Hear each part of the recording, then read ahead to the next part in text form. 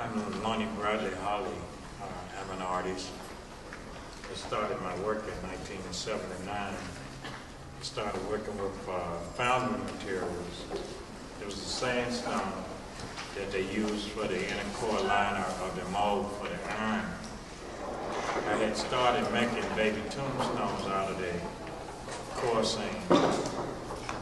And I didn't really know anything about art. I didn't even know how to spell art, know what sculpture meant. And I was enjoying something. And it was a person that came up the street from my grandfather's house. And he had been a Tuskegee Airman. And he had been over in France and different places. And he had soft sculpture. And he told me what I was doing. And he said he never saw anybody work like I was working. And I told him it's something that the kind spirit had gave me, because my sister had lost two of her children in a house fire, and I started making the baby tombstones out of it. But from the beginning, it was a creative process of learning how to be an artist for me. I started doing the sandstone. I also had some painting that I did and some found object wire and things that I put together. I never knew that those things would get my work into the Smithsonian and go beyond the Smithsonian, be on exhibit for the Olympics, end up in the United Nations, end up at the White House, end up in the many places that they had ended up. But I can truly say that art is, to me, art is all rendered true from an internal self. I'm very proud of what I have to work with. I know that I am an educator, so I take pride in what I do. The main thing, I try to put thought into what I do where somebody can learn from my work, something that they can pass on. And over the years, I've had a chance through the Arnett's to speak about my work and hope. And that's all we can do as humans. When we're born, we can only be part of hope. My mother had 27 of us. I'm the seventh of my mother's 27 children. So that if you look at it, I am a kind of reasonable part of hope being created or being born to learn and to grow. And I can only say I'm thankful that you all have us here. I'm thankful that I'm a part of Mrs. Mary Lee's friendship. It was through our friendship that this show got together. And Louisiana. And I also met, when I met Matt, he was a little bitty boy. And I've been knowing his father now for about 26 years. So it's a growing process, and it's truly love that delivers what is at you all. What is here for you all to see. I like to say this about the show and what I see the intentions of the show to be. The show is a message.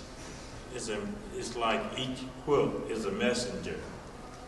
And I think for you all to get a good understanding of what's hanging up on the wall is to kind of get a filled-in view of each quilt and look at its history, look at what it's saying to you, look at the different patches and think about the different people wearing those patches, being the information that each one of the artists had a chance to examine. A lot of times things are kind of secretly given to us. It's almost like a poetic manner.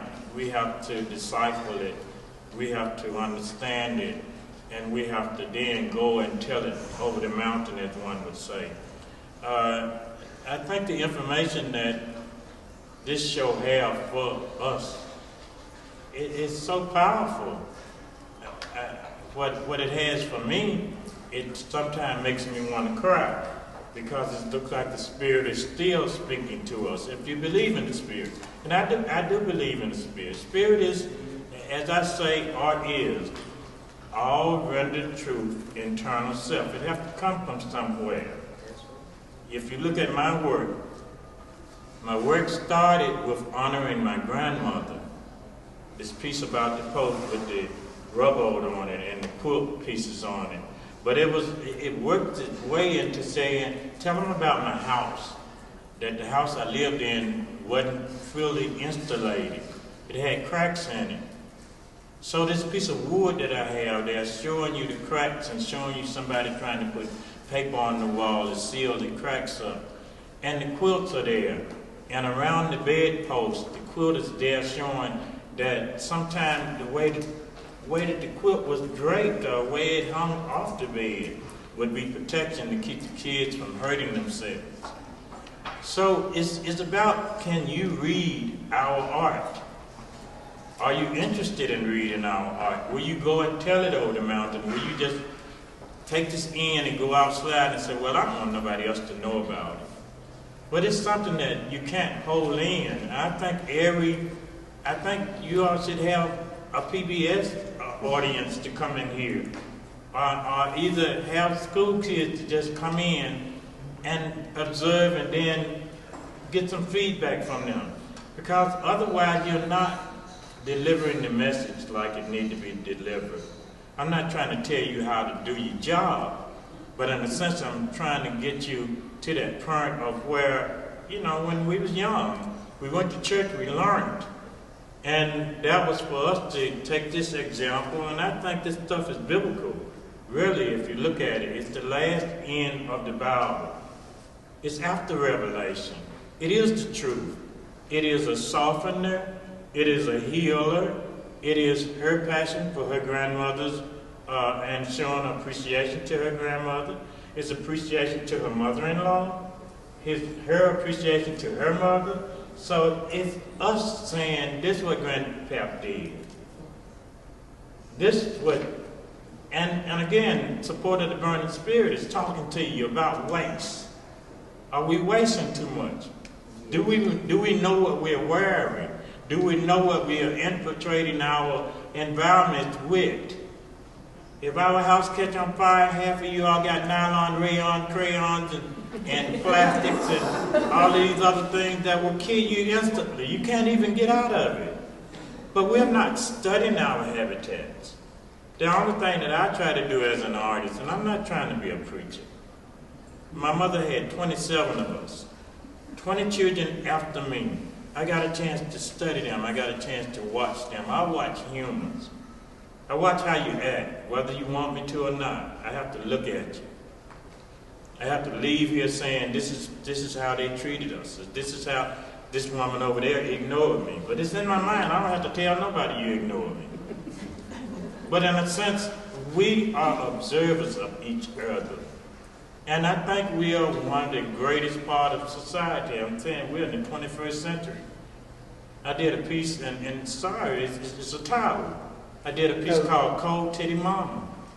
It was about a computer that have to become a mother in a society.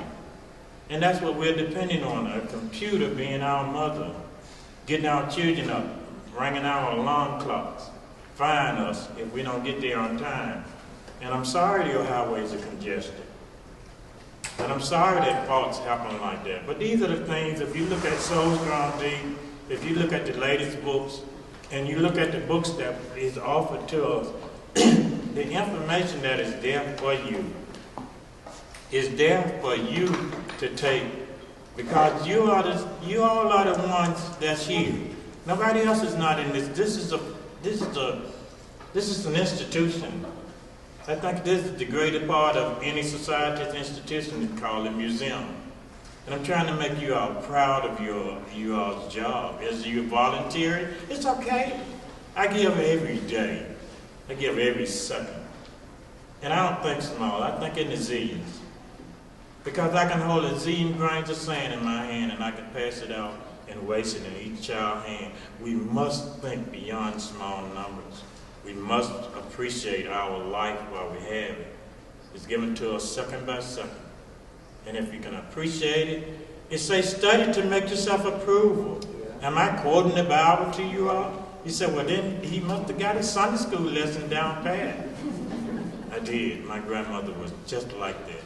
She was a wonderful woman. And the only way that I could show her that I loved her and I appreciated her was doing that piece, the goal of grandmother. That post, ooh, that rubber, washing that stuff and then trying to squeeze it out. It took a lot of strength for them women to squeeze the quilt out like this right here. It wasn't easy. The job was not easy. The sewing was not easy. When I met Mrs. Bendall, we went to Chicago, and I told her, I said, just the thread, just the chipping, I want it. I wanted it. Because it's almost like I'm not even worthy to take the chippings and do nothing with it. But I wanted to show them I appreciate all the work, all the pain. Sometimes that needle miss and stick in their hands. How many times? And she might not be a diabetic and have to be pricked like that every day. But for life she was. Without the thimble, it would be so much pain. So what I'm trying to get you all's mind to is appreciation. I don't know all the ladies, but these ladies know I praise them. They're like my mother, my sisters, my aunties, my beautiful queens, princesses, whatever come into my life. I praise them like that. But in Matt, he's like my son again. I'm 58 years old, but he's like my son, and I know that. And he works so hard to make all this happen. He have to work. That can't be sleep on the phone. I think if they gave him an extra brain, it'd be on the phone. That's what he's done. And I'm just saying this because I think where the praises are due, the praises need to be done. And the young lady, she's here, she's exemplary to the other that you all can come on in. Come on in. She is one wonderful stick buyer. Because she could have said, well, I need to go and raise my children on some other kind of money. But she decided that she wanted to do quilts. She's done some wonderful works. This is one of her works behind us.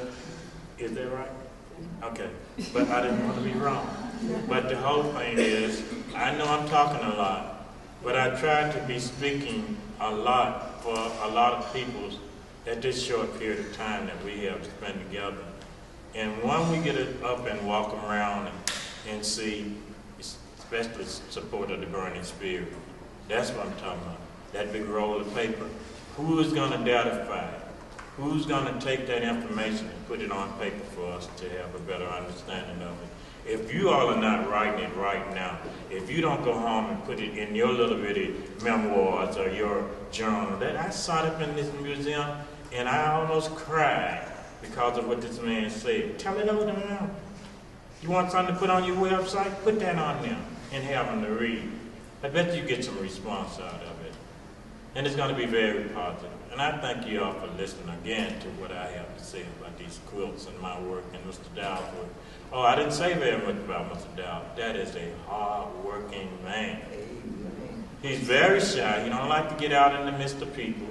But if you look at what he's offering, if you look at every little branch, every little stick, every little weed, Mr. Dow tried to incorporate it into his work. Now, if that's not adding to the economy, and they holler about we ain't doing nothing.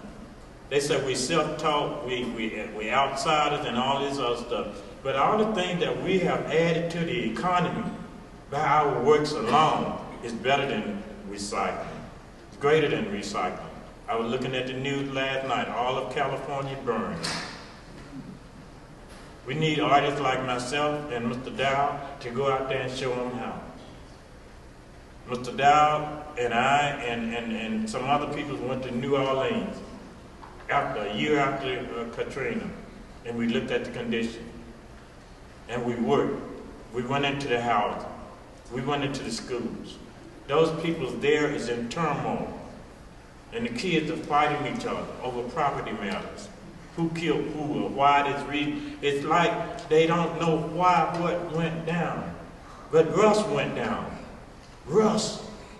The levees had broke because of rusting away and rotting and deteriorating. That's what that work over there, if you look at that work Mr. Dow got, it'll show you about rotting and deteriorating. And it'll show you why you should check your foundation. You all are living up on the mountain, but all the waste from up here got to run down somewhere. It's got to run down. It's going down faster than we think, because our weather condition is much, much worse. And don't think you're just thinking about Knoxville. You're thinking about the villas down below us. And when you talk, you let them know. Mr. Holly spoke about the little children down by the riverside that couldn't run away from the flood running water.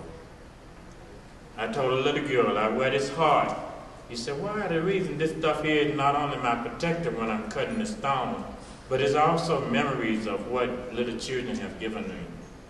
I told a little girl right there, I said, we'll have ghosts at the levee. 144 billion ghosts can be there, and they'll be in support. The Spirit is there. All we got to do is call upon Him and believe Him, and they'll help us with our new idea, with our new adventures. And I asked for 50,000 years for preservation. And I say that you all can think about it, and you can do it. We can achieve. We must work together. We must work together. And that's what these quilts is all about, working together.